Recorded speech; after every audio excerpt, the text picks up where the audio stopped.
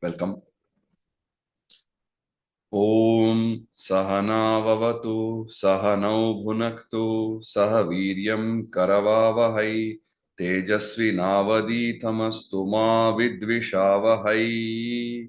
Om Shanti Shanti Shanti. So, welcome back to one more session of Bhagavad Gita. We are right in the middle of it. A lot of concepts are clear to you now. We have seen some of the concepts are reiterated again and again to the point that it can even get boring. But it's important that we revisit some of these concepts. So yesterday we had stopped at this fantastic verse, Uddhared Atmanatmanam Natmanam Avasadayet Atmaiva Hyatmano Bandhur Atmaiva Ripuratmanaha. One should elevate oneself by one's own efforts, and one should not degrade oneself, because the real best friend of oneself is the self, and we are our worst enemies. Now, this idea is continued in the next shloka when Krishna says, Bandhur atmanastasya yenatmaivatmana jitaha Anatmanastu shatrutve varte tatmaiva shatruvat. Bandhur atmatmanastasya yenatmaivatmana jitaha anatmanastu shatrutve varte tatmaiva shatruvat. Lot of atma in the verse. So when does a person become his own best friend? When one has self-control. Then the self itself becomes a friend. When one lacks the self-control, then one becomes the hostile foe to oneself. So when we are in control of ourselves, then we become our own friend. We are able to guide ourselves. The inner self is able to guide the outer self. The higher self is able to guide the lower self. Whereas if we don't have the self-control, we become our biggest enemy. Yena atmana atma eva jitaha, one who has conquered himself, one who has got self-control, tasya atmanaha atma bandhuhu. So in such cases, a person is his own friend. Anatmanaha, one who is lacking self-control, one who is not himself. Anatmanaha to atma eva, to indeed this person to himself. Shatruvat shatrutve vartate. So he behaves like a hostile enemy, filled with enmity. How would an enemy behave with you? It's exactly how this person of self-control, person who lacks self-control, behaves. Right? If somebody is intoxicated with either with alcohol or with arrogance or whatever, he doesn't need any enemies, because he is destroying himself. He's doing to himself what enemies can only hope to do, right? So this is what he means when he says the self itself is the enemy or a friend. Bandhur atma manastasya बन्धुरात्मात्मनस्तस्य yenatmaivatmana jitaha येनात्मैवात्मना जितः anatmanastu shatrutve अनात्मनस्तु शत्रुत्वे vartetatmaiva shatruvat. वर्तेतात्मैव शत्रुवत्. Thank you. Then he goes on to say, Jitatmana prashantasya paramatma samahitah shitoshna sukha dukkheshu tatha manava manayoho. One who has conquered the self, one who is a master of oneself, is united with the Supreme. Such a person is always at peace, whether there is heat or cold, whether there is pain or pleasure, whether there is honor or dishonor. Very beautiful verse. Again, encapsulate the idea, reiterate the idea very well. Shitoshna, Shita Ushna, cold, heat. Sukha Dukkheshu, in pleasures and in pains, in cold and in heat. Tatha Mana Avamana Yoho, or sometimes Apamana Yoho, both versions are there. So, in praise, in honor, and in censure, in dishonor. Whether you are honored, whether you are insulted, whether it is hot or cold, whether it is pleasure or pain, this person is Prashantasya Jitatmanah Paramatma Samahitaha. This person is very peaceful, Prashanta. And Jitatmanah, one who has master of himself, who has conquered himself. What does it mean? A person who conquered himself or herself is simply one who has understood the nature of the way things work, understands gunas, understands what is the role of human in the larger context, and therefore does not remain perturbed, right? And irrespective of these mutually contradictory things that he sees in front of him, these dichotomies, he remains calm and peaceful.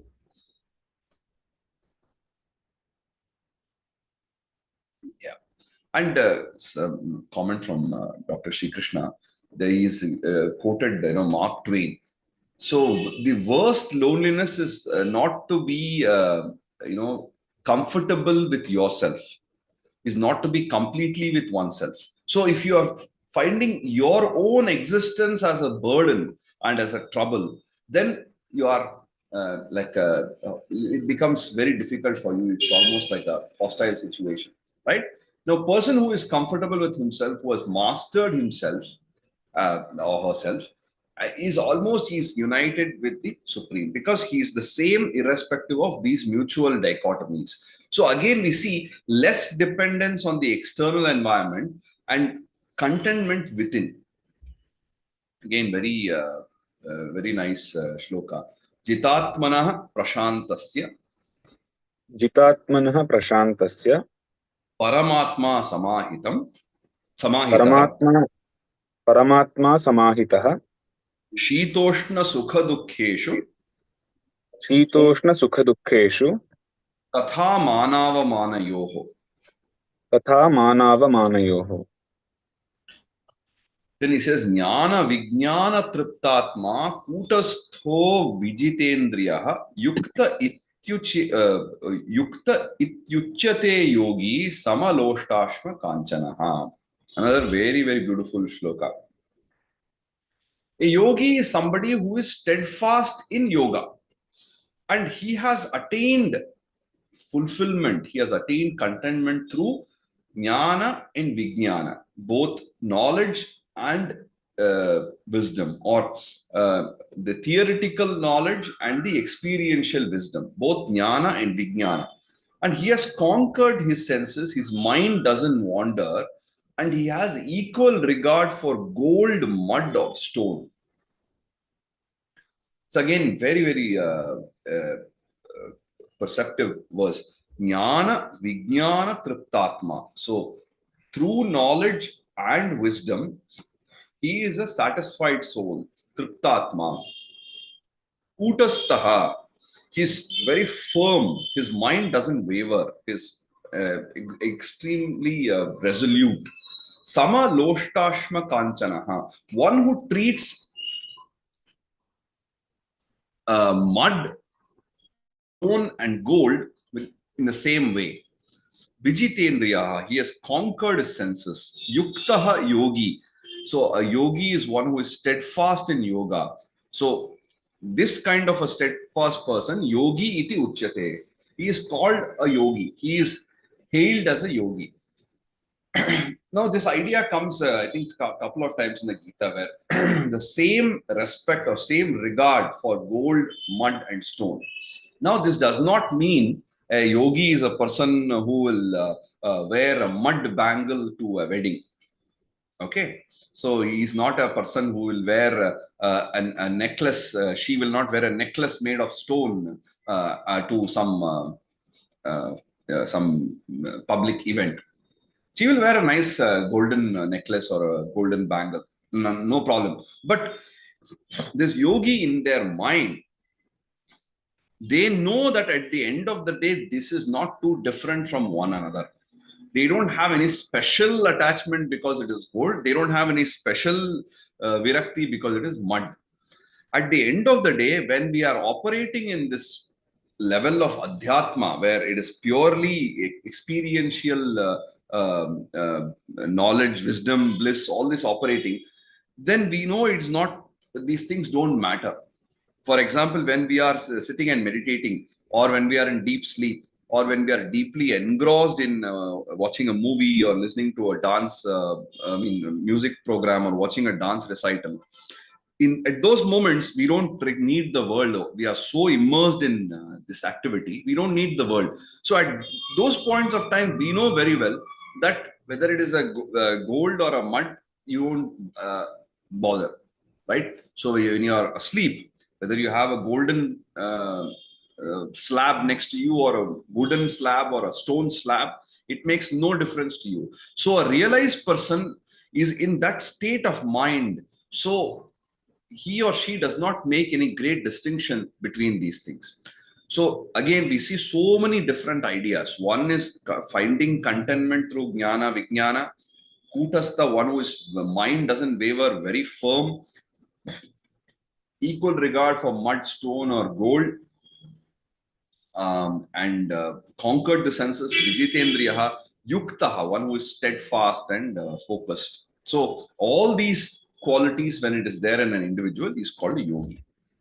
Jnana Vijnana Triptatma, ज्ञानविज्ञानतृप्तात्मा Kutastho Vijitendriyaha, कूटस्थो विजितेन्द्रियः Yukta Ityuchyate Yogi, युक्त इत्युच्यते योगी Samaloštashma Kanchanaha. समलोष्टाश्मकाञ्चनः. Then he says, Suhrin Mitrari Udasina, Suhrin Mitrari Udasina, Madhyastha Dveshya Bandhushu, Sadhushvapicha Papeshu, Samabuddhir Vishishyate. So he behaves in the same way with his family, friends, enemies, a mediator, a bystander, a saint, or a sinner. Thus he attains excellence. So we saw earlier about this Samadarshi, one who treats, whether it is a noble person endowed with humility and wisdom, whether it is an elephant or a cow or a dog, or one who eats a dog, the person who is regarded as the lowest in the society. Across the board, he treats the same Pandita Samadarshinaha. So a person who looks at everybody in the same way, equal regard for everybody. So here again, this person has equal regard and treats everybody in a similar way when it comes to seeing the spirit, supreme spirit in all of them. It doesn't mean that he will do the exact same thing. His temperament towards everybody is the same, because he does not see distinctions. He sees the supreme Brahman everywhere. So he doesn't have any special favor for somebody when it comes to temperament. But like I said earlier, Samadarshi is one who will deal with different people in different ways based on the situation. So Samadarshi is, let's say he's on a street and two people come to him asking for two different places. So he says, do you know the way to go to Maleshwaram? And somebody else comes and says, do you know the way to go to Baswangudi? So if he says, oh, I am a yogi, I am a Samadarshi, I won't distinguish between two of you. I will give the same address to both. I will give the same directions. Then both of them may go and land up in a wrong destination. Samadarshi does not distinguish that, oh, I should give the directions to this guy, I should not give it to this guy. He doesn't have any such prejudice, or he doesn't have any such mind blocks. He will share definitely to both the people if he knows, and he will give what is right to both the people. So Samadarshi does not mean he will treat both of them the same way in the literal sense, but he behaves with them in the same manner, with the same temperament. So Suhrin, so friend, Suhrin, Mitra. So Suhrid is like somebody who has got a similar kind of heart, kind of a like-minded person. Mitra is a friend. Then Ari is an enemy. Udasina, one who is, aloof. It doesn't matter. He's a bystander. Udasina. Madhyastha, who is a mediator. So he's mediating a discussion between two people, or he's mediating a quarrel. So he's a mediator. Madhyastha. Um, then Dveshya, so one who is an enemy. And Bandhushu, so one who is a family member, a relative. So Suhrin Mitrar Yudasina Madhyastha Dveshya Bandhushu. Among all these people, Sadhushu Papeshu. Among sinners, among sadhus, among saints, and papeshu, among people who are criminals or sinners. Api cha samabuddhihi vishishyate. So this person having the same mind, samabuddhihi, same temperament to all these people, and he attains a special place, vishishyate. He attains excellence. So Suhrin Mitrar Yudasina सुहृन्मित्रार्युदासीन मध्यस्थ द्वेष्य बंधुषु मध्यस्थद्वेष्यबन्धुषु साधुष्वपि च पापेषु साधुष्वपि च पापेषु समबुद्धिर्विशिष्यते. समबुद्धिर्विशिष्यते. Then he says yogi yunjita satatam atmanam rahasi sthitah ekaki yata chittatma nirashir aparigraha. With mind and body under control, free from ownerships and desires, a seeker of yoga should go to a secluded place and steadily meditate on the Atman in solitude. Yata Chittatma, a person who is having the chitta and under control, or the mind and body under control. Yata Chittatma, Nirashihi. He does not have any asha, he does not have any desires or hopes or looking forward to something, no expectation, because like I said, not worried about the future, not troubled by the past, focusing on the moment. So he's not having any expectation of the future. Aparigraha, he's not he doesn't consider anything as his own, so no ownerships. He doesn't want to take something from somebody. He doesn't have any desire to own something. So he is aparigraha, ekaki, in solitude. Yogi rahasi sthitaha. This yogi should go to a secluded, secret place where there is no trouble from anybody. Satatam atmanam yunjita.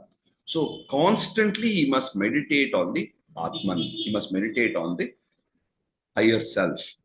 Now, we saw in the fifth chapter, Shaknoti Haivaya Sodum Prak Sharira Vimokshanat Kama Krodod Bhayam Vegam Sayuktaha Sa Sukhi Naraha. One who is able to, bear with these things in the midst of daily life, the turmoil caused by Kama and Krodha, desire and anger, that person is a yogi. Now, here he is talking about going to a secluded place. What does this mean? That refers, the fifth adhyaya, I think 23rd shloka, it refers to a heightened state where in the middle of daily life also you are able to be balanced. But before you reach that stage, a person should try to go and meditate on the Atman in solitude. One way of looking at it, that this can be seen as a preparation to reach that state. Or another way of looking at it is the person, after having accomplished whatever he has to do, when he moves towards a state of real sannyasa, he can go and meditate on the Atman in solitude where there is no disturbance from people. So, like I said, now all the shlokas in the Bhagavad Gita may not be for everybody, but people can pick whatever is relevant to their temperament. So, somebody who is, living in the middle of daily life and among people and has to constantly interact with people may derive inspiration from the previous verse in the fifth adhyaya. Whereas a person whose temperament is to be alone, who enjoys solitude and who likes to meditate, they can take inspiration from this verse. So, yogi yunjita satatam. Yogi yunjita satatam.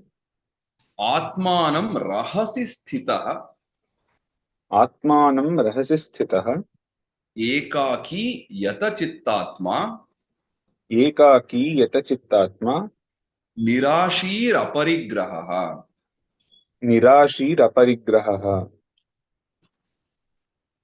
Then he says, Shuchau deshe pratisthapya sthiramasanam atmanah natyuchritam nati nicham na ati nicham na uchritam na ati uchritam chailajina kushottaram natyuchritam nati nicham chailajina kushottaram. So basically, one should set up a firm seat using kusha grass, the darbe, what we call the kusha grass, then krishnajina, which is a antelope, black antelope skin or deer skin, and a cloth, one over the other, in a clean place, which is neither too high nor too low. So basically, one should sit on this seat. So we'll just cover the next one also. This is connected to each other. Then तत्रैकाग्रं मनः कृत्वा यत चित्तेन्द्रियः क्रियः उपविश्यासने युञ्ज्यात् योगम् आत्मविशुद्धये. So one should sit on that seat, control the senses and thoughts, direct the mind to a single object, and practice meditation for self-purification. So these are two verses which are connected to each other. So he says, Yata Chittendriya Kriyaha. So one who's having controlled the Chitta and Indriya. So Chitta is kind of the mind, the inner scape, the mindscape. And Indriya is, as you know, the sense organs and the organs of actions. So the Jnana and the Karmendriyas. So Yata Chittendriya Kriyaha, one who has performed the action of controlling the mind and the senses. Shuchau Deshe, in a clean place. Sthiram, firm, must set up a firm place. So sthiram, na natyuchritam nati nicham, na ati uchritam. It should not be very high place. Nati nicham, very low place. So you don't want to have something which is a very high place where you may, in meditation, when you're completely focused on that, you may fall down, you may have difficulty. Or it should not be very low lying area. If there is suddenly there's some rain or something, you will get flooded. So you want to choose a place that where you will have least disturbance, which is most balanced place. If you are in a very high place or very low place, it is an unstable situation, unstable place to be. In an optimum height is good. Then Chailajina Kushottaram. So you have a cloth over, you put a cloth, under the cloth you have Krishnajana, under that you have Kusha. You have a Kusha grass. So this is the three-layered thing. Basically to protect yourself from heat and cold and this kind of thing. Instead of sitting on the ground, you are putting some grass or softness. Krishnajana is again, which is going to give another layer of protection. And then you have a cloth. So it's soft also. So it's comfortable to sit. There is no point in when you want to get into meditation, you want to have a comfortable place to sit so that you are not disturbed. At the same time, this is not a great luxury or something you're having. You're just using what is basically available around you. Right? And Atmanaha asanam pratisthapya. So having firmly placed yourself on the seat, tatra asane upavishya, having sat down on the seat, upavishya, manaha ekagram kritva, having made the mind focused on single object, Atma Vishuddhaye, for the sake of self cultivation, for the sake of self purification, Yogam Yunjaya, Yunjat. So one should engage in yoga, one should practice yoga, one should practice meditation. So here we see a very practical guide in terms of course, now there is no point in going and hunting for a Krishnajina or Darba grass or something. You don't, it may not be practical today. Whatever is available easily those days, he has used that example. But what are the things that we can actually learn from these verses is that if you want to meditate, if you want to focus on a single object and focus your mind on something, first of all, better to go to a place which is secluded, where you won't have too much of distraction, where you won't have people troubling you. Before even you go there, you should try to have some amount of control of the mind and the sense organs. You should be able to be uh, uh, uh, independent at least for some time. So if you want to, let us say, there are these programs like Vipassana and all this thing where 10 days there's a meditation, or you go away for some camp in the forest and you're meditating. Excuse me. So even before you undertake such a program, you need to have some basic self-control.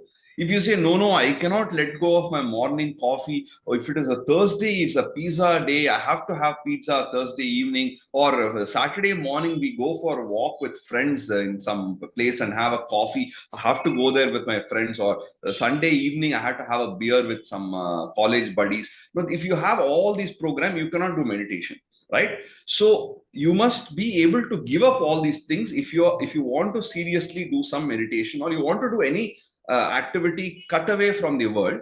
So that is why he first says that with a mind and body under control, free from ownerships and desires, a person who really seeks yoga should go to a secluded place and meditate on Atman in solitude.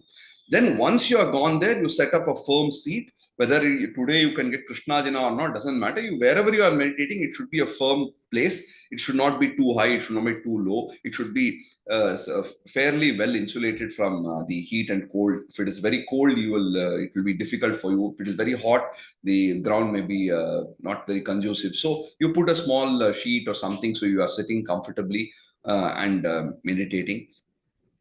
And having sat down for the sake of meditation, one should meditate for what purpose? Is it for getting a Rolls Royce? Whether is it for getting a high position in your company? By doing meditation, you're not going to get a Rolls Royce, right? You have to go and work hard and earn money, invest wisely. Then you may be able to buy a Rolls Royce. But why we do the meditation? It is for self purification. It is purely for improving the mind and the mental landscape that we are doing meditation. We are not doing meditation for getting some other benefits from life. Sorry, 1 second.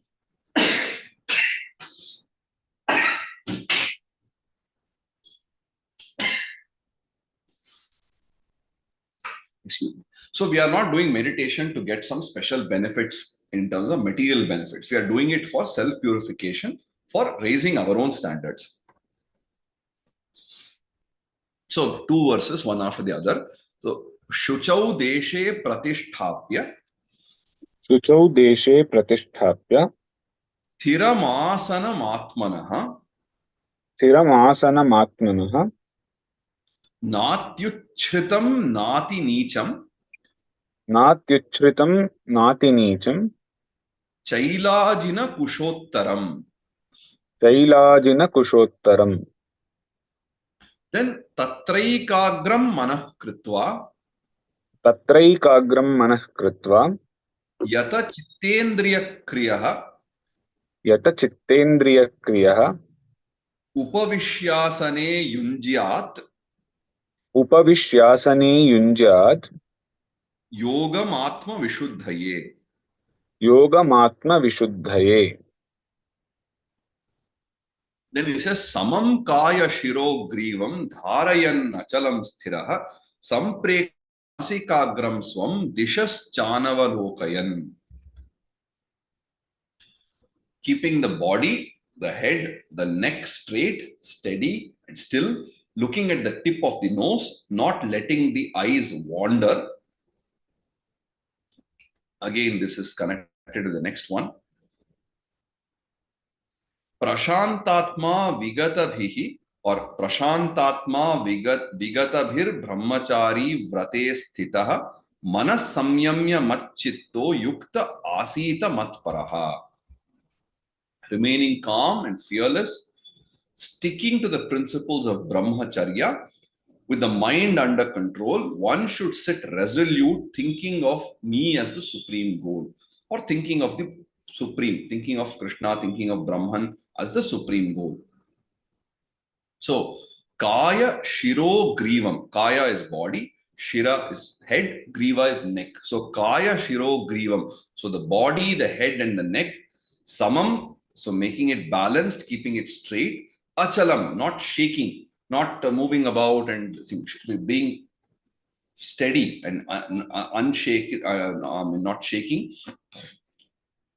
Achalam, Dharayan Sthiraha, having attained this kind of steadiness and stillness, Bhutva, Sthiraha Bhutva. So, Kaya Shiro Grivam Samam, Achalam Dharayan Sthiraha Bhutva, having attained this steadiness, Swam Nasikagram Sampreksha, looking at the tip of the nose. Now, can we look at the tip of the nose?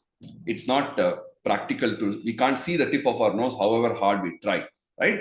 So here it's a metaphor for looking at no external thing in particular. So it is not about looking outside, it's about looking inward. Because unless you have a mirror, you can't see the tip of your nose. You can see, if you squint your eyes, you can see some part of your nose, but you can definitely not see the tip of your nose, right? So does it mean you have to do meditation in front of a mirror? No. When the basic meaning does not make sense, we go for the suggested or the implied meaning. I told you in one of the earlier classes, right? So the basic meaning of a phrase or a word or a verse is, we call that as abhida vritti, which means the literal meaning. But when the abhida vritti doesn't make sense, then we go to the lakshana vritti or the I forget the abhida lakshana vyanjana vritti. So the other implied and suggested meanings. So here, looking at the tip of the nose does not make the literal sense. So therefore, it must be suggesting something else. And we can understand that the idea is not to look at external thing, but to focus inward. So, Swam Nasikagram Sampreksha, looking at the tip of the nose, Dishaha Cha Anavalokayan. So, kind of not letting the eyes wander to different direction. Dishaha is the different direction. Anavalokayan. So not looking here and there, not getting distracted, basically, not letting the eyes wander. Prashantatma, a person who is very peaceful. And Vigata Bhihi, one who has, not no longer, or Vigata is away from or given up, Bhihi, which is fear, one who is no longer afraid of anything. Brahmachari Vrate, one who adheres to the principle of Brahmacharya. Brahmacharya literally means adhering to the path of Brahman. That means leading a life of purity and not letting the mind wander around trivial things. Brahmacharya, when it is applied in the state of Brahmacharya, Brahmacharya is also one of the 4 stages in human life according to Indian tradition. That is a life of a student. Then we have the state of the next stage is that of grihastha or garhasthya, which is the life of a householder. Then Vanaprastha is a life of a retired person who's retired from active life, and sannyasa is complete renunciation from all activities and getting into seclusion and living a life of asceticism, right? So brahmacharya, the concept brahmacharya, in the first stage of life, it basically means that a person is focusing on studies and is a celibate, is following certain very, very specific aspects of purity. When somebody is in the householder state, brahmacharya refers to being faithful to your spouse, not cheating on your spouse or not doing activities which are against the dharma of a grihastha. When if you take in the case of a vanaprastha or sannyasa, brahmacharya basically takes on the literal meaning, adhering to path of Brahman, leading a life of purity, not allowing the mind to wander around trivial things, and having this constant awareness of Brahman. So brahmachari vrate sthitaha san manaha samyamya, so having controlled the mind, mat chittaha mat paraha yuktaha asit.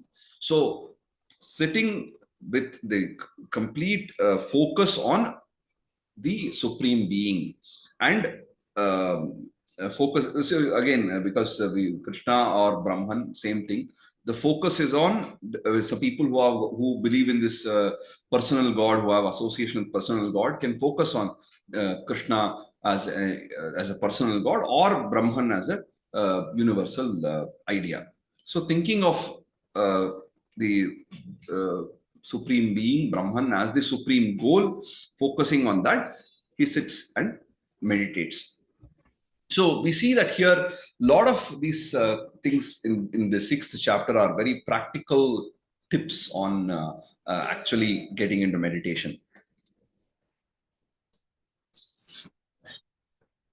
So samam kaya shiro grivam समं कायशिरोग्रीवं dharayan achalam sthiraha धारयन्नचलं स्थिरः samprekshya nasikagram swam सम्प्रेक्ष्य नासिकाग्रं स्वं dishashchanavalokayan. दिशश्चानवलोकयन्. Then he says, prashantatma vigata bhihi प्रशान्तात्मा विगतभीः ब्रह्मचारी व्रते स्थितः ब्रह्मचारिव्रते स्थितः मनः संयम्य मच्चित्तो मनः संयम्य मच्चित्तो युक्त आसीत मत्परः. युक्त आसीत मत्परः.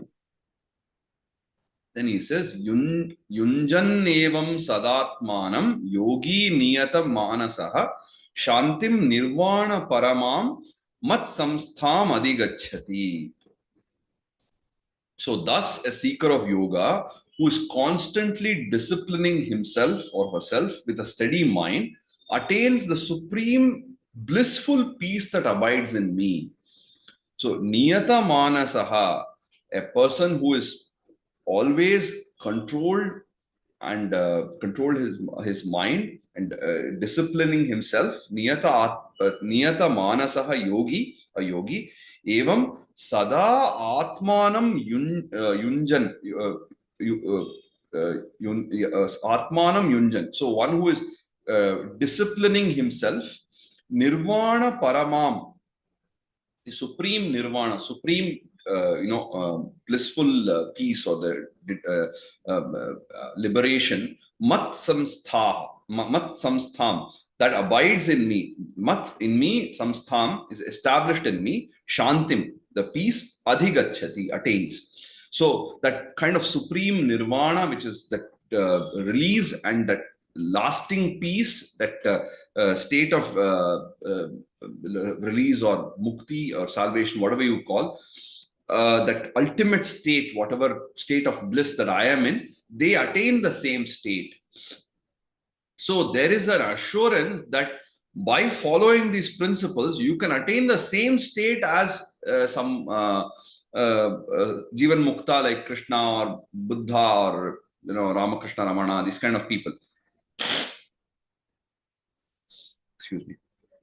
So that assurance is very important. Even, in fact, probably many of you know this famous story of when Vivekananda, as a young boy, still Narendranath Datta, he goes to Ramakrishna Paramamsa and he says, "Oh, have you seen God?" This is a question he used to ask everybody. And Ramakrishna says, "Yes, I have seen." And then he's very surprised. He said, "Yes, I have seen, and I can only thing is I can see it more clearly than I see you." And then he'll say, "I will show it to you. You can also see." So there's immediate assurance that, well, I have attained the state, and you can also attain the state. This is the path. I'll show you. That is the confidence a teacher instills in a student, that, hey, I have figured this out. I know how to do calculus. I'll teach you how to do calculus. At the end of the course, you will be as good as me in this subject. When that kind of assurance is given, then there is so much more motivation for the student. Whether or not the student reaches that level is a secondary thing. But the very fact that at the beginning, there is a assurance that you can reach the same place as I am if you follow these steps. there's a lot of solace and confidence that inspires in a student. Whereas if the teacher says, you can try as much as you want, you will never be able to reach my level. It may be true, it may well be true, right? If I can try for another 100 years, I'll never be able to play violin like my guru. But the way in which when he teaches a lesson, he'll always say, you just work on it, you practice 200 times, you can play it, it'll come out fine. So the teacher has to have that sort of confidence in the student that, hey, you can also play it like me.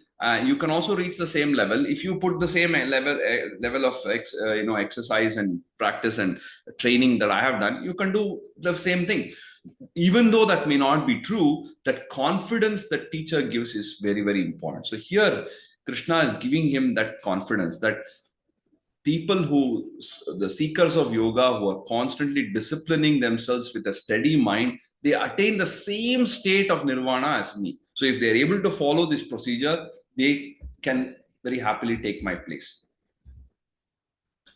So yunjannevam sadatmanam युञ्जन्नेवं सदात्मानं yogi niyata manasaha Yogi नियतमानसः shantim nirvana paramam शान्तिं निर्वाणपरमां mat samstham adhigacchati. मत्संस्थाम् अधिगच्छति. Then he says, natyashnatastu yogosti na chaikanta manashnatah na chati swapna shilasya jagrato naiva charjuna. It's particularly valuable for people of our generation. Indeed, yoga is not for one who eats too much or too little. It is also not for one who sleeps too much or stays away for too long. Arjuna, atyashnataha tu yogaha na asti. Yoga is not for somebody who is a glutton, who is overeating. Yoga is not for such a person. Ekantam anashnataha cha na. So it is also not for one who is not eating at all. He is starving half the time. Then ati swapna shilasya cha na. It is not for somebody who is sleeping for too long. Jagrataha chana eva. It is not for somebody who stays awake. Jagrataha, but in the context we must understand it is somebody who stays awake for too long. It is somebody who is, sacrificing sleep. So yoga is never for a person who is indulging in any sort of excesses. If one has not learned moderation, there is no point in yoga. It is of little value. In fact, even when somebody wants to do the physical yoga, so far whatever yoga we have been talking about is to do with the the concept and the philosophy of yoga. But even somebody who wants to do the hatha yoga, which is the practical yoga, which is so popular around the world, even there, what we have the Ashtanga yoga, so the 8 different angas or elements or limbs of yoga. Even there, the first 2 are yama and niyama. Unless you are following the yama and niyama, there is no point in coming to the third one, which is asana. So, just by bending your body in different directions, you are not going to become healthy. You are not going to lose weight. You are not going to get stress free. So, first thing is you must follow certain yama and niyama, certain prescription, certain rules that help in self control, like controlling of senses and being clean, hygienic, and having certain amount of control on your tongue, what you're eating, and how much of sleep you're getting. Holding yourself, if you're getting too much of sleep, trying to stay awake for some time so that you don't sleep for too long. If you're staying awake for too long, trying to get optimum sleep. So regulating this is important. Only then if you do asana, it will have some value. So a lot of time people think, oh, to lose weight, I will do yoga. First, you have to change your attitude to lose weight. Then you can do yoga or whatever you want. But if yama and niyama are not there, there's no point of getting into asana, right? So like that, even here, he says, a person who eats too much or who doesn't eat at all, somebody who sleeps too much, doesn't sleep at all, such people can never benefit from yoga. Yoga is not for them. First, they have to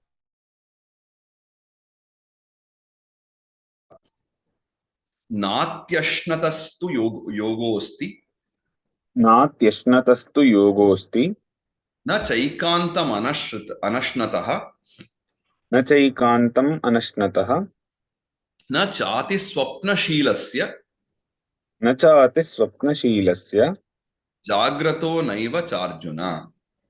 जाग्रतो नैव चार्जुन. Then he says, Yuktahara viharasya yukta cheshtasya karmasu yukta swapnavabodhasya yogo bhavati dukkhaha. Very, very famous, beautiful shloka that, for a person who takes the right measure of food, is moderate in sleep and in staying awake, who works in a disciplined manner and enjoys moments of recreation, for such a person, yoga destroys all sorrows. See what a beautiful, in one shloka, all the things are covered. Yukta ahara viharasya.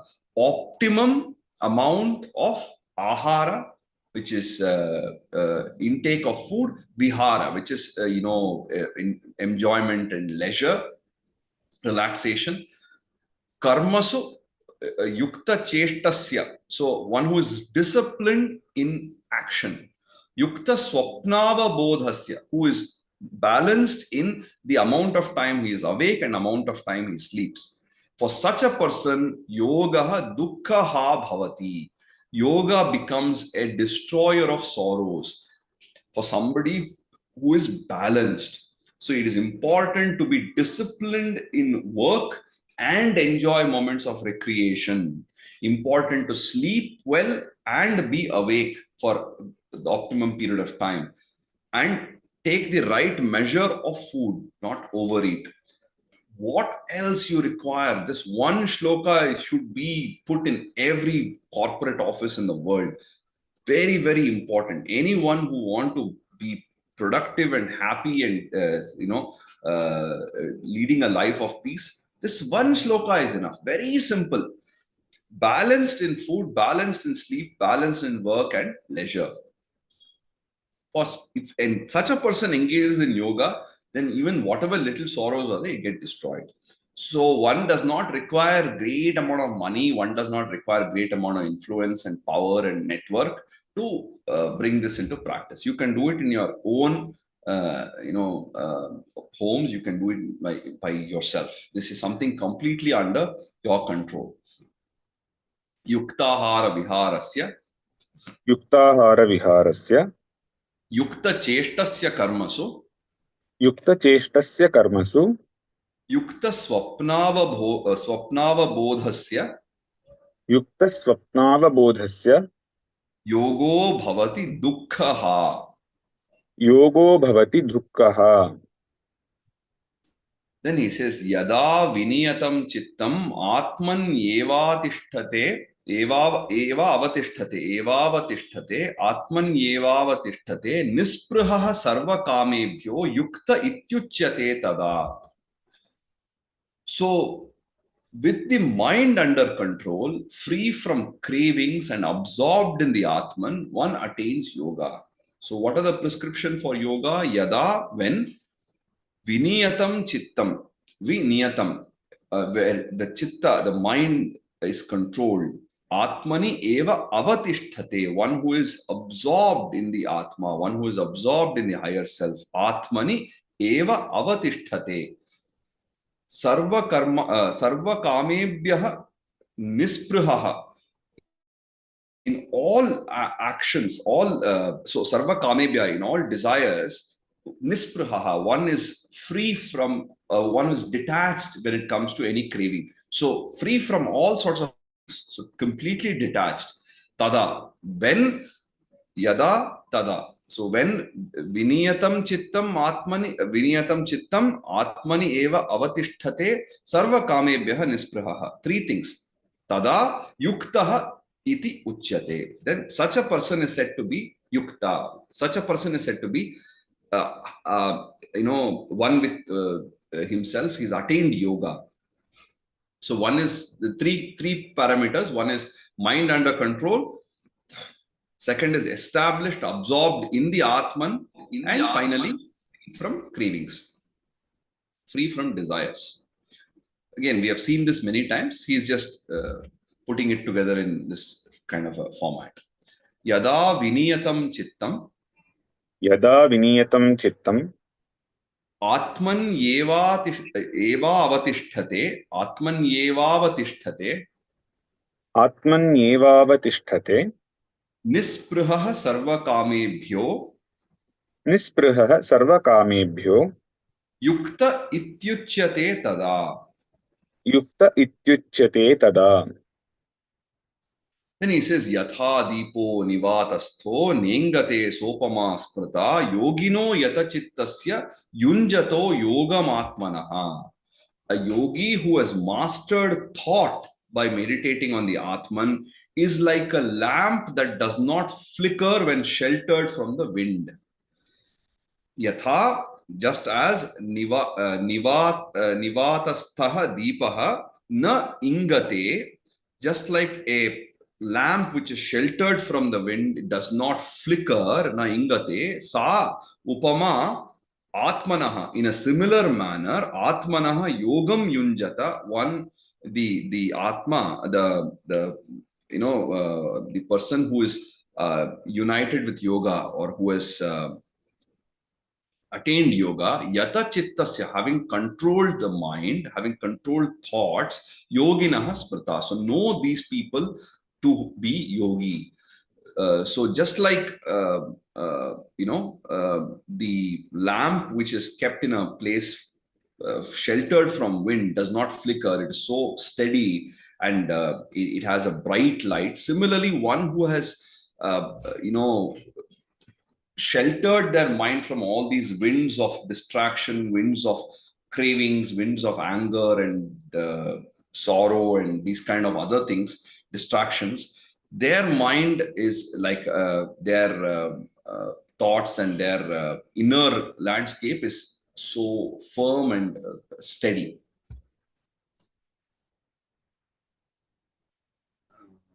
Okay, so there's a question. Fine. I'll come to this. There's a Kiran ji has asked a question. I'll come to that in the end of the session. So basically, when we control our mind and thoughts, and we are mastered the thoughts, so even when we are able to control our organs of action easily, like it's not too difficult for somebody to sit silently without doing anything. Just even a child, if I can scare them a little bit and say just sit quiet for 2 minutes, it is possible for the child to sit quiet for maybe 2-3 minutes or 5 minutes or whatever. For an adult, it may be even possible to sit for 10 minutes without doing anything. So controlling the organs of action is one thing, but controlling the sense organs, the engagement with the external world, that is even more difficult. And hardest of all is controlling thoughts. At the level of thoughts, it's very difficult to control them. Like I said, the moment you say don't think about something, you immediately think about. If I tell you don't think about a monkey, first thing that comes to your mind is monkey. So how to control thoughts so that there is no thought? That is the hardest thing. So a person who has attained that, he becomes like this lamp which is not flickering but having a steady flame. Yatha deepo nivatastho यथा दीपो निवातस्थो नेङ्गते सोपमा स्मृता नेङ्गते सोपमा स्मृता योगिनो यतचित्तस्य योगिनो यतचित्तस्य युञ्जतो योगमात्मनः. युञ्जतो योगमात्मनः. Then he says, Yatro paramate chittam, yatro paramate chittam, niruddham yoga sevaya, yatra chaivatmanatmanam pashyan atmani tushyati. So with thoughts restrained and mind silenced by regular practice of yoga, the yogi sees the Atman through the Atman and rejoices in the Atman. So we have seen earlier also, this reminds us of another verse we saw in the second chapter, Atmani eva atmana tushta. In the Prajahati yada kaman sarvan partha manogatan atman eva atmana tushta stita prajnastadochate. We saw that, right? So similarly here he says, Yatra, where yoga sevaya niruddham chittam uparamate. So yoga sevaya, by the practice of yoga, by adherence to yoga, niruddham chittam, complete control of the mind, uparamate. So there is a kind of rejoicing in that state.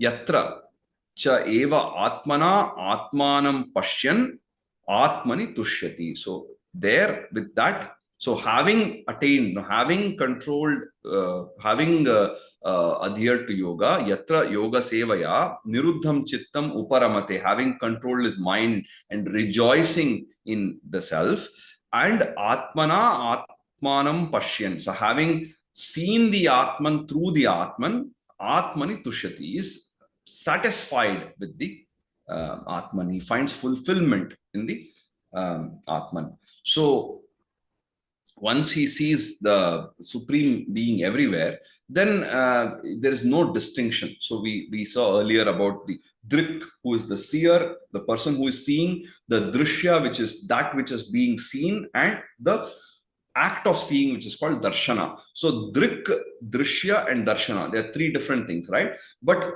in at certain moments in our life, we can experience that all the three become one when we are intensely involved in some activity. For a yogi, for a jivan mukta, for a realized person, at all times there is this oneness of drik, drishya, and darshana. They are not seeing things different at all. Everything they are seeing is one. Just as how we experience in a deep sleep, they experience even while being awake, right? So a person with the thoughts restrained and mind silenced by the regular practice of yoga, this person rejoices, fully satisfied with the Atma, having seen the Atma through the Atma. So we can also look at it as who has seen the inner higher self with the vision offered by the inner higher self, right? Yatro paramate chittam यत्रोपरमते चित्तम् niruddham yoga sevaya निरुद्धं योगसेवया yatra chaivatmanatmanam यत्र चैवात्मनात्मानं pashyannatmani tushyati. पश्यन्नात्मनि तुष्यति. Thank you, Sri Hari, for reciting today. So now we have almost forgotten, right, that they are standing on a battlefield with all this instruction about meditation and yoga. We have, is it, are they standing still on the battlefield of Kurukshetra? We wonder.